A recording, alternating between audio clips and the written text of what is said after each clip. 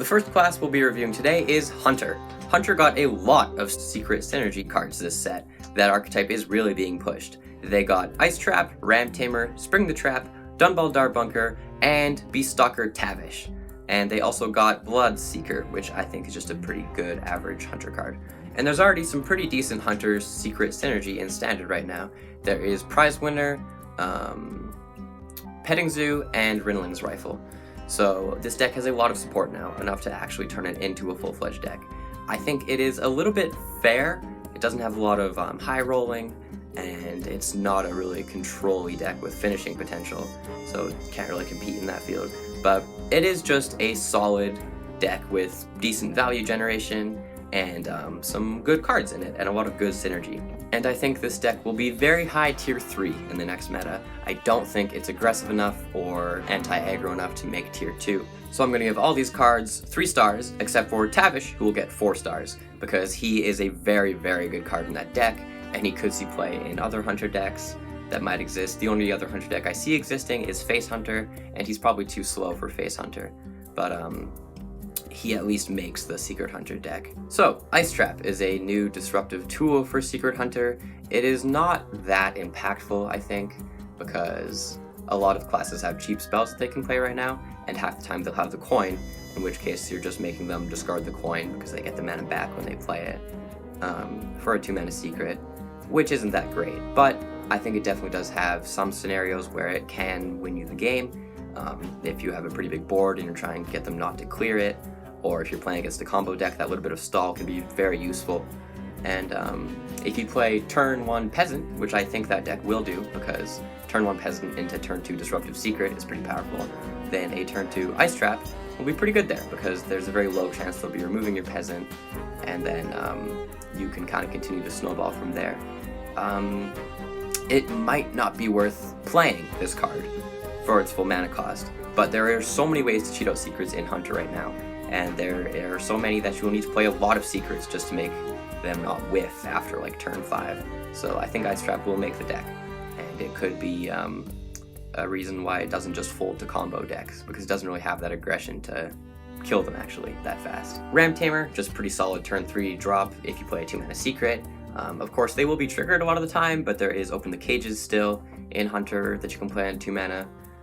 That makes this card pretty slow. I mean, 3 mana 5/4 with stealth and turn 2 do nothing. That's not exactly what you want to be doing, especially compared to like the Sacrificial Zoo deck or Face Hunter, but you still have the secret, which can give you value later, and there's other good incentive to play secrets, so a lot of this time it won't be that hard to get a 3 mana 5/4 stealth with this card.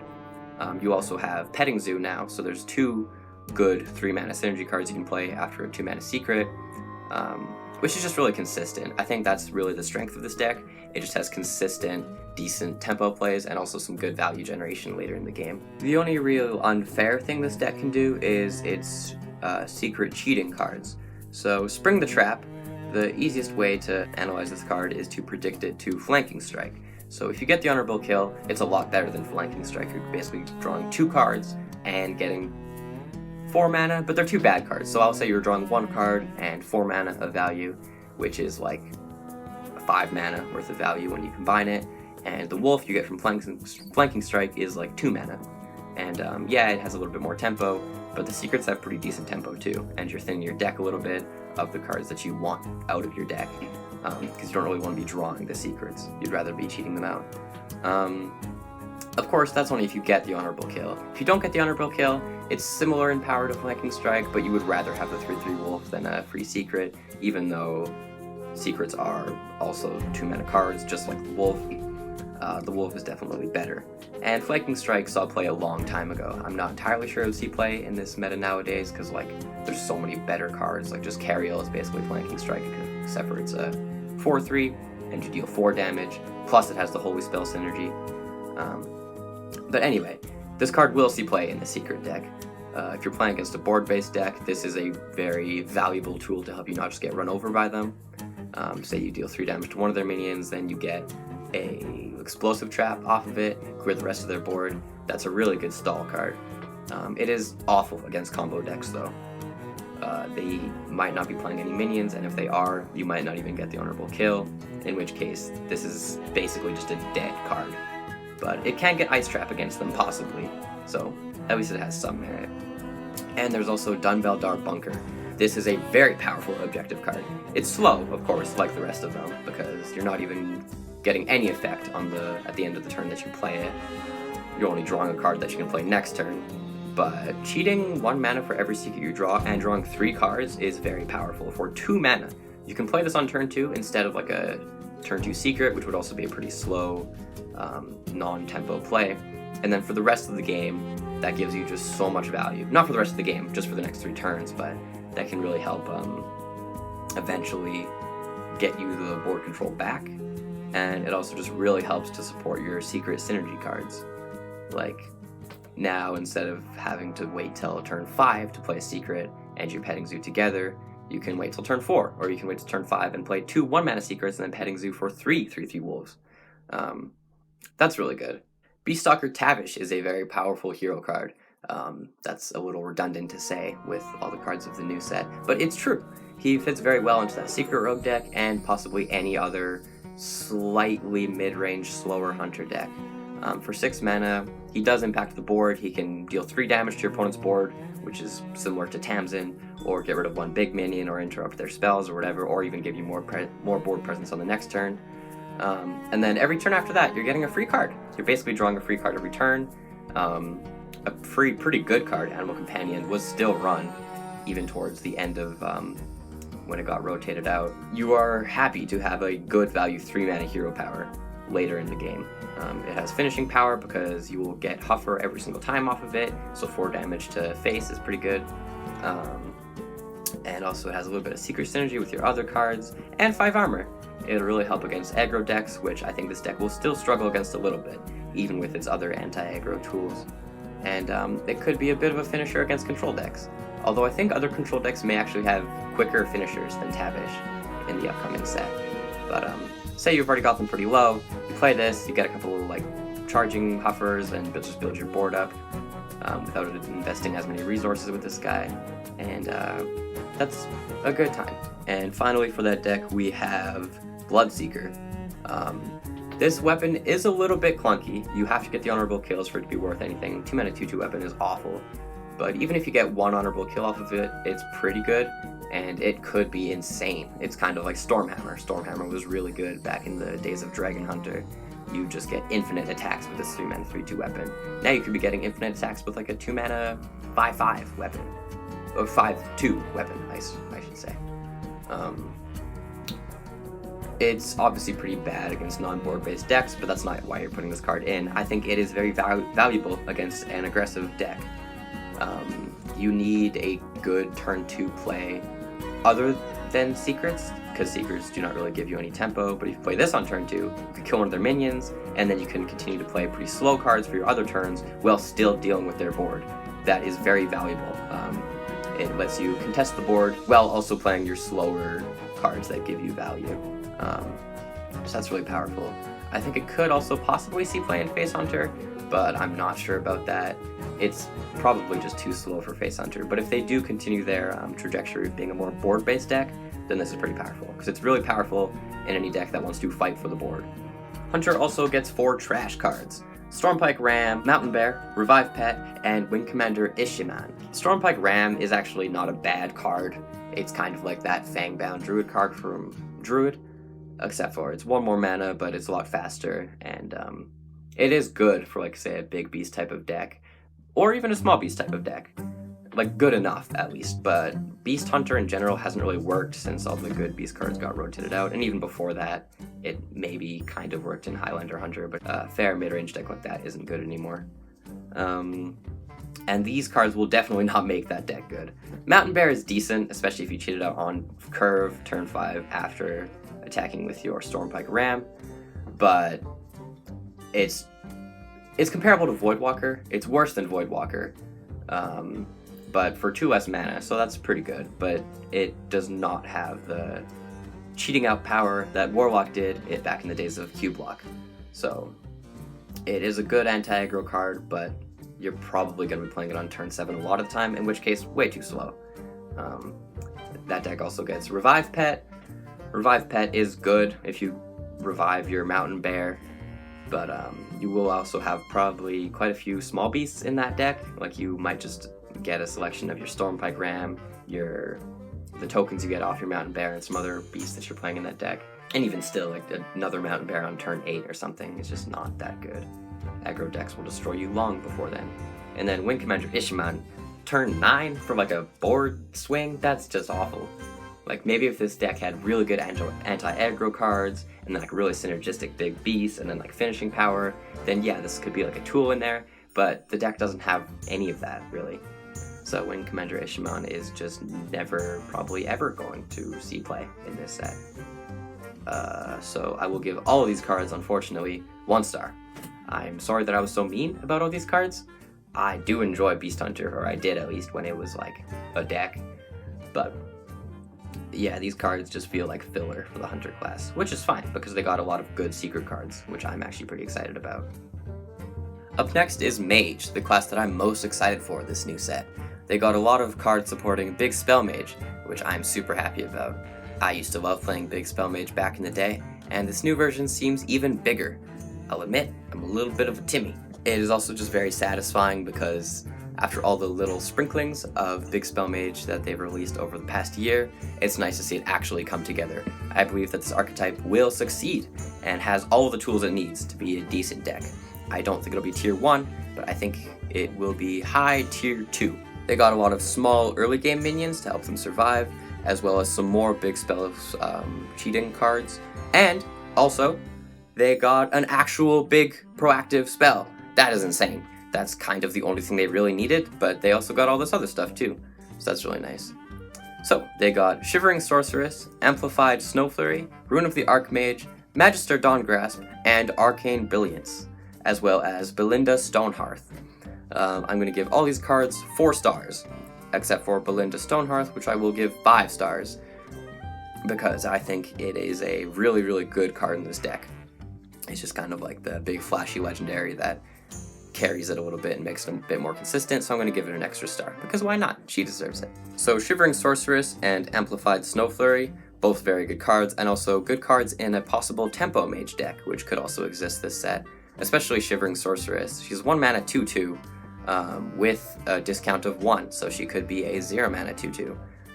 That's very good in a big spell mage deck because it helps you cheat out your big spells earlier, as well as maintaining board presence and being able to fight for the board in the early game. And it's also very good in a tempo mage deck because then you will be able to get the discount and use it in like a turn or 2 even. And then it's just a 0 mana 2/2. Mage decks usually don't want to run minions that much, but these minions are strong enough to heavily incentivize them into fighting for the board once again. Amplified Snow Flurry. This card could see play in the Tempo Mage deck, but it's definitely going to see it play in the Big Spell Mage deck. 2 mana 2/3 that gives you a free hero power and also upgrades it for a turn. That's very powerful. Compare it to Water Boy, which almost saw play in like some mage decks, but it's not really worth it to compare it to Water Boy because that was a long time ago. This card is just good. 2 mana 2/3 that deals 1 damage. That's like decent, but you can bank the discount and use it for any turn, and it also freezes, so even if it's against a big minion, that freeze can be very impactful, stopping them from hitting your face or trading into your board for 1 turn. It's just a good stalling minion, which is exactly what Big Spell Mage wanted. It also wanted some big spells. So, Rune of the Archmage. This is the card that this deck needed.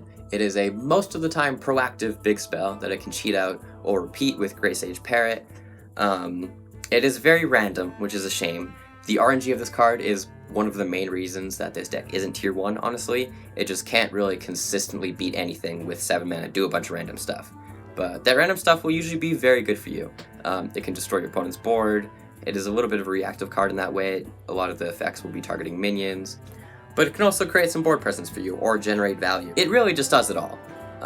That includes possibly destroying your board and drawing 30 cards, but it's a shame that this card doesn't have an arcane tag, so it can't be recast by Magister Dawngrasp, but yeah, the fact that this is 7 mana and very valuable really ties this deck together.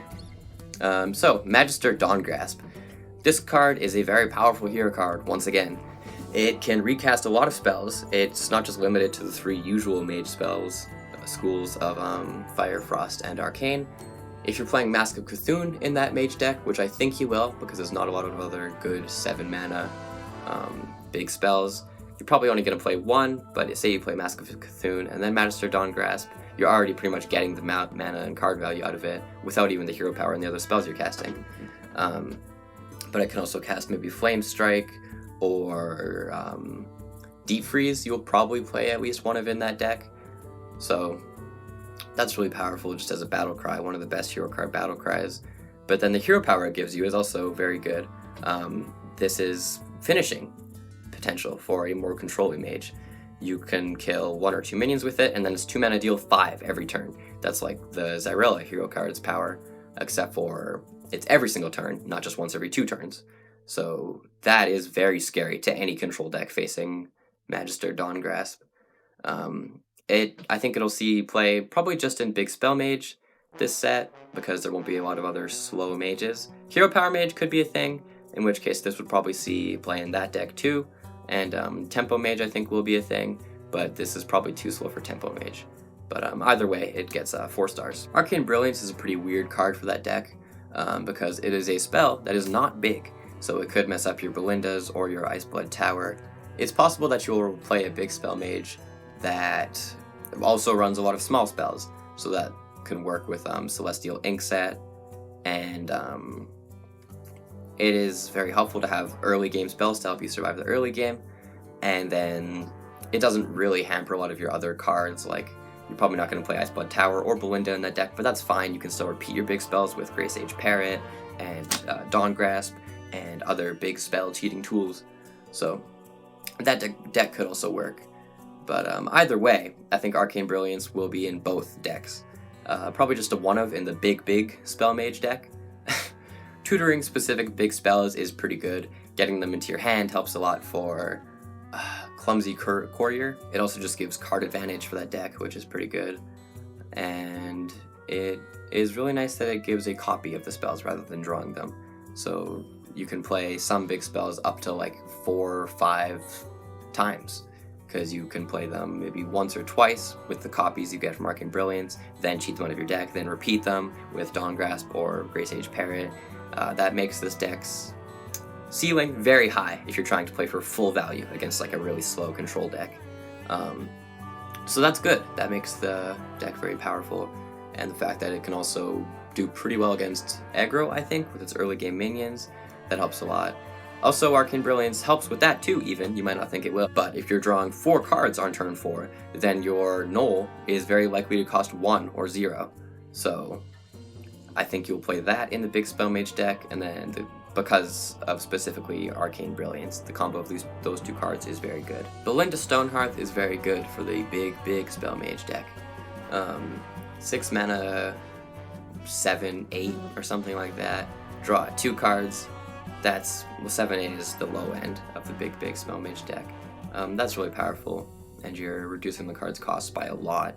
If you do draw this card on turn 6, it is very powerful to cheat out your other big spells, and that could just kind of give you a blowout game playing her on turn 6. She's a legendary, so she doesn't actually make the deck a lot more consistent, but she just slides perfectly into it. And her name is Hearthstone backwards. Stoneblood Tower, I'm going to give 3 stars, because it will probably be in the big spell mage, but that might not be the best version of the deck, and I think it will probably only see play as a one-of in that deck. It's powerful, it cheats out 3 other big spells from your deck, but the fact that you cannot target with them makes it a little bit worse, mostly just for Deep Freeze. And it's just very expensive, so like it's good with specifically Clumsy Courier or something like that, but if you're trying to just reduce the cost of your big spells with like Celestial Inkset or Shivering Sorceress, then this card is still just too expensive to play. You might just not need that many big spells in the Big Spell Mage deck. Siphon Mana is another really powerful mana cheat card for Mage, but I would say fortunately it doesn't have a deck that it can be that unfair in right now. Doesn't fit into Big Spell Mage unless you're playing it in a small Big Spell Mage, which could work because it reduces the cost of your big spells, which makes them easier to play early. But I think it'll just see play in Tempo Mage, which will probably be around a tier 3 deck this set, so I'm going to give this card 3 stars. It's very good in Tempo Mage, assuming you have a couple spells in your hand. This is 2 mana, deal 2, reduce the cost of all spells in your hand by 1. So it's like -1 mana, deal 2. Also very good in Quest Mage because it's an arcane spell and just lets you complete your quest faster. Good with spell damage. It's good against token decks. There might be decks where you won't be able to get the honorable kill off, but that's still fine. 2 mana, deal 2 isn't that bad, and if you have a lot of spell damage from the quest or other sources, it can go face. So this is just another good burn card for Mage in the worst case scenario.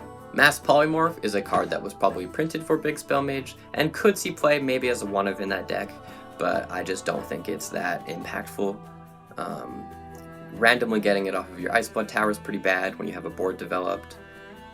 It's slow as like a board clear because it's 7 mana, and it also doesn't even clear their board.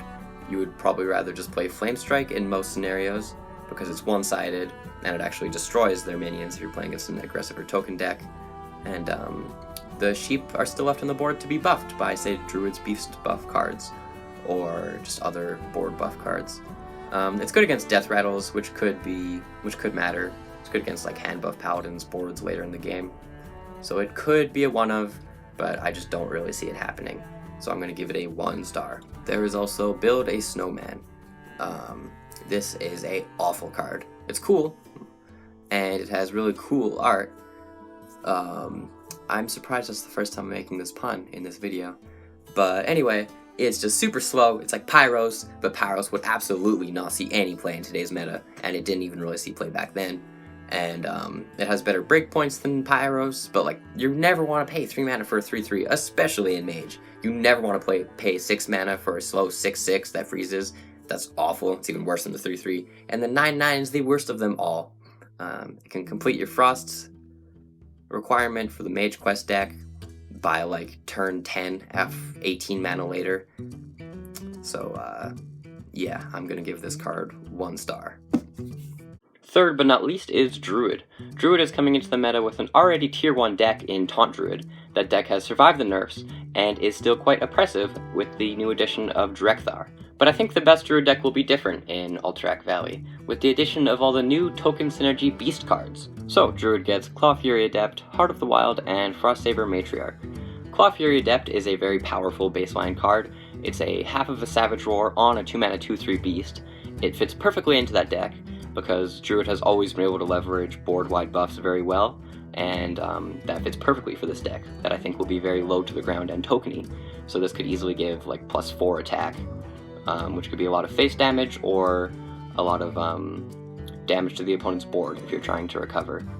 This card is just quite flexible and just really powerful. I think it will also go into Taunt Druid if that deck still exists, and I think that deck, Taunt Druid, will still either be tier 2 or tier 3, and I think that the Beast Token Druid will be tier 2, high tier 2, but I don't think it has the power to crack into tier 1, so I'll give this card 5 stars, since it fits into both archetypes. Heart of the Wild is another powerful board-wide buff card. It can easily give +5/+5 in stats if you just have a few small beasts. Even if you only have 1 beast, it's still +3/+3 in stats, which is pretty good. The fact that this only works with beasts is one of the reasons why I think this deck will be more powerful than Taunt Druid, because Druid has the tools right now to really leverage board-wide buffs, and Taunt Druid is playing Jerry-Rig Carpenter right now just to play Power of the Wild and stuff like that, and this is so much better than Power of the Wild if you're playing it in a beast deck. Frostsaber Matriarch is the card that ties this whole archetype together. If you want to make a token deck good, just give it a better Corridor Creeper. This definitely isn't Corridor Creeper exactly, but there are a lot of ways to discount this. There's a lot of cheap ways to create beasts in Druid, like with Adorable Infestation, and just good 1-mana beasts like Enchanted Raven and Druid of the Reef. This is often going to be a 2 mana, 3 mana, possibly even 0 mana, 4/5 with Taunt, which is just a really powerful power play that you can do. Also, I've gone back and forth on this, but I'm going to make a risky call and say that you still play Drekthar in that deck. Other than Frostsaber Matriarch, it is very low to the ground and a great deck for Drekthar. And yes, this card costs 7, but it is discounted in your deck, I'm pretty sure. I'm not actually completely positive on that, but I believe it will be. So then if you're playing Drekthar on turn 4 or later, it will probably cost 3 or less. in which case you could also pull it with Drekthar, which is insanely powerful. If Drekthar doesn't end up in that deck though, then I think Wind Commander Mulverick will be in it. Wind Commander Mulverick is a pretty powerful card against other board or tokeny style decks. It's still quite specific even in that matchup, because you need to have a decent board presence and you need to be fighting for the board with them. And there are still some better tools to do that, but you don't need that much value off of this card for it to be good. If you just get one honorable kill on an enemy, this is pretty good tempo, and it could really swing an entire board in your favor if the opponent, say, plays like Glowfly Swarm or something. I don't think that's going to be that common, but either way, this card is just useful enough to play in that tokeny Druid deck, and the fact that you're summoning beasts really helps for Frostsaber Matriarch. But as I said before, I think you'll be playing Drekthar instead of this card, at least if I'm right about the discounting in your deck thing. If not, this card could definitely see play. But because I think Drekthar will be better, I'm going to give this card 2 stars. Other cards that theoretically fit into that archetype are Frostwolf Kennels and Dire Frostwolf. Frostwolf Kennels does actually have a pretty decent chance of being in that deck. I think it is hard to evaluate objective cards, and I think I will probably underrate almost all of them, especially looking back on my rating of Dunbeldar Bridge. Anyway, this card could be good in that deck, especially because it gives 3 discount for your Frostsaber Matriarch, and the beasts also have stealth, which makes them very easy to buff with Heart of the Wild. It does work together quite well, but I think it will just be a little bit too slow. So it probably won't make it into that deck, but I'll give it a 3 stars, because there's a good chance that at least we see some play in versions of that deck. Dire Frostwolf, on the other hand, it's like Piloted Shredder, but with that extra beast synergy. But assuming that deck is as fast and tokeny as I expect, this card just doesn't really fit in that well, and if it's playing Drekthar, it is definitely not worth it. However, it does curve very well with Menagerie Warden. If you play this on 4 and then Menagerie Warden on 5, then that's a really powerful turn 5. And there is some other merit to playing Menagerie Warden in that deck, because it combos insanely well with Frostsaber Matriarch. Then you could also just play a 0 mana 4/5 taunt on like turn 5. That's unlikely, but maybe even a couple turns after that, and then copy it with Menagerie Warden, and that's super powerful. But I think that mid-beast Druid will be either tier 3 or 4, so I'm going to give Dire Frostwolf 3 stars. I think Druid will be very adaptable in this new meta though, because not only does it have its very aggro decks of Token and Taunt Druid, I think Celestial Druid could also become quite good. It is a very meta-dependent deck, but if control slow decks become good, or value type decks, especially after a possible nerf to quest decks, then Celestial Druid could be the new deck to run over all of them. It got one really good new tool that's set in Wildheart Guff. This card is just very powerful in any slower Druid type deck, and I think it fits perfectly into Celestial Druid, because yeah, gaining that ramp on turn 5 is still worth it if next turn that lets you play Celestial Alignment, and then the hero power is just really good on this card, especially for a 5 mana hero card. Getting to draw a card, 2 cards every single turn is pretty powerful, and say you play it after a Celestial Alignment and you're playing against a slower deck, you could also use it to gain mana, so you could have like a lot of mana only a couple turns after you play Celestial Alignment. Also, just 5 armor helps you defend against aggressive decks, and the 20 mana thing I don't think will really be relevant. There's certain combos you could execute with the 20 mana, and it could just help in like a ramp Druid without Celestial Alignment, but I don't think that's going to be a thing. So this card still has very many benefits though. I'm going to give it 4 stars, because I think it will make it and be very good in Celestial Druid, and I think that deck will be high tier 3, low tier 2, but it's very meta dependent. Other cards that go into Celestial Druid are Pride Seeker and Pathmaker.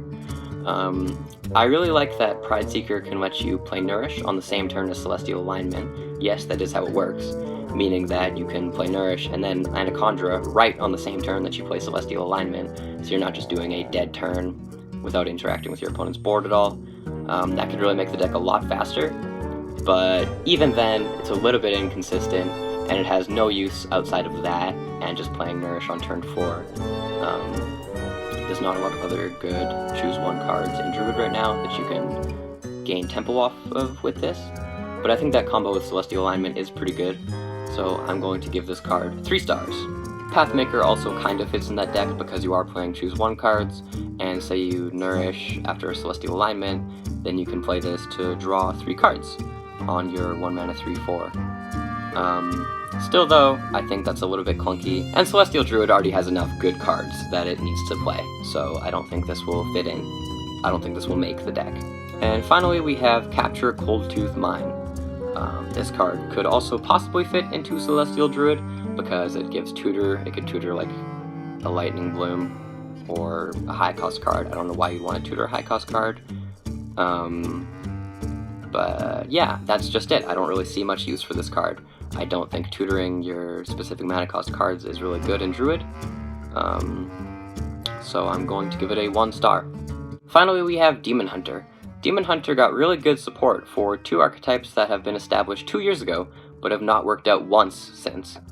I think that will change this set though. Those archetypes are Token Demon Hunter and Big Demon Demon Hunter, or as I like to call it, Big D Demon Hunter. So, Token Demon Hunter gets Battle-Worn Vanguard, possibly Dread Prison Glaive, Urzul Giant, Flanking Maneuver, Field of Strife, and Kurtrus. Battle-Worn Vanguard is a very powerful card in any token or aggressive style Demon Hunter deck. It is easily a turn 2 4/4 in stats, and it also creates a must-kill threat, lest it keeps pumping out bats. It does have the condition that you need to attack with your hero, but that has never stopped good Demon Hunter cards in the past. Think of Satyr Overseer, Battle Fiend, or the Glaive Throwy guy. Granted, when those cards were really good, Twin Slice was in Standard, which was a very powerful enabler for those cards. But we have 2 1-mana good weapons in Demon Hunter that curve into this card very well right now. True Aim Crescent and Dread Prison Glaive. I'm not sure if you play both or which one of those you'll play in that deck, but I am leaning towards True Aim Crescent. So I'm going to give Dread Prison Glaive 3 stars, because it will probably not go into that deck. But Battle-Worn Vanguard will see play in any aggressive or token Demon Hunter deck. And I think Token Demon Hunter, full Token Demon Hunter, will be tier 1 in the new meta. So I'm going to give this card 5 stars. Keep in mind, even without any weapons or 0 mana Twin Slices, turn 3, this is 3 mana 4/4, that also makes a must-kill threat, and you get to deal 1 damage with your hero. That's just a really insane card. Next up is Urzul Giant. Once again, if you want to really push a token archetype, just give it a better Corridor Creeper.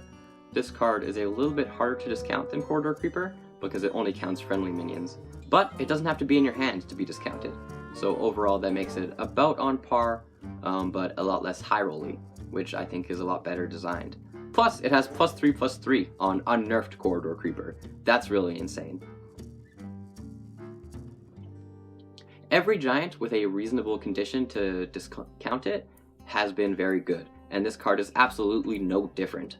I think it will turn Token Demon Hunter into a force to be reckoned with, and also could see play in non-dedicated Token Demon Hunter decks. Easily 5 stars. Flanking Maneuver is a very powerful card that coincidentally fits perfectly into Token Demon Hunter. I love cards like these because they don't force you to play them in specific archetypes. They are very broad and they can booster a class's power as a whole without just pushing them towards playing one deck. This card also kind of acts as a gateway to play a Token Demon Hunter package in a normal Demon Hunter aggressive deck. This card is very powerful, so you'll want to play it in most Demon Hunter decks. Like, Big Demon Hunter will also love this. It's a board clear and possibly a proactive board presence you can play with Vanadar. So Flanking Maneuver, 5 stars. This card is just obviously powerful. 2 4/2s with Rush for 4 mana is very good. When you compare it to Flanking Strike, it compares quite favorably, plus it has token synergy. And I really like that you can splash this in to other decks and still have that token synergy. A lot of Token Demon Hunter cards are actually like that. Field of Strife, though, is definitely not that. It is only good in a dedicated Token Demon Hunter deck, but I already said that deck will be tier 1, so I'm going to give this card as well 5 stars. This is perfect for Token Demon Hunter, because Token Demon Hunter is probably the smallest and widest token deck. What's that? Those aren't terms that people use? No, but I was going to make a chode joke. Well, no, but I can't anymore. Anyway, what I meant by that is that Token Demon Hunter would probably have a lot of 1/1s or just 1 attack minions that this is perfect with. You don't even need to have board control for this to work either. You can use it to leverage your board for massive face damage, but you can also just use it as a recovery card with your small token cards that Token Demon Hunter has. So this card is more versatile than it looks. It also lasts a really long time and is very comparable to Savage Roar. And Savage Roar would be insane in Token Druid, by the way. I think that's where it would be at its best.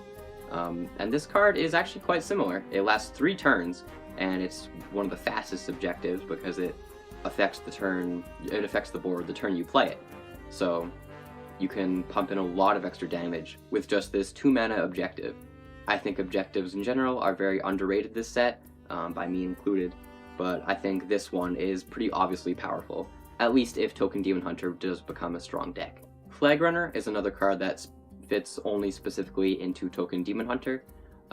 It's very comparable to Darkshire Councilman, except in a class that can much better utilize it, but also with a condition that is harder to achieve. I'm not entirely sure on this card.